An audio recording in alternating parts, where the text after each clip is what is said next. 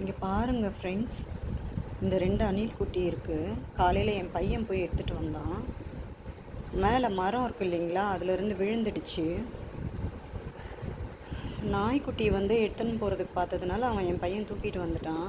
So இப்போ இதை என்ன பண்ணுறதுன்னு ஒன்றும் புரியல ஃப்ரெண்ட்ஸ். அதோட தாய் வரவே இல்லை. இதுங்க சத்தம் போட்டுகிட்டே இருக்குதுங்க, ஆனால் அந்த தாய் அணில் வந்து வரவே மாட்டேங்குது.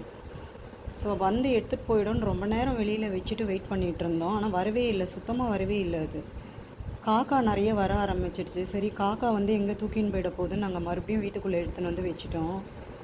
இவங்க என்ன சாப்பிடுவாங்கன்னு ஒன்றுமே தெரியல. உங்களுக்கு தெரிஞ்சால் கமெண்ட்டில் சொல்லுங்கள் ஃப்ரெண்ட்ஸ். இதை எப்படி வளர்க்குறதுன்னு தெரியல.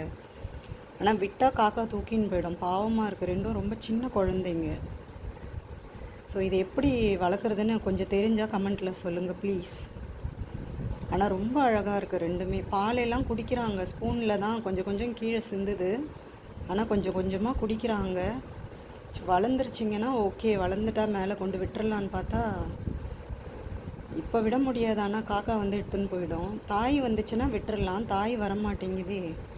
ஆனால் சத்தம் போட்டுக்கிட்டே இருக்குதுங்க ஃப்ரெண்ட்ஸ். ரெண்டுமே ரொம்ப அழகாக இருக்குது. பாருங்களேன் எவ்வளோ அழகாக படுத்துருக்கிறது.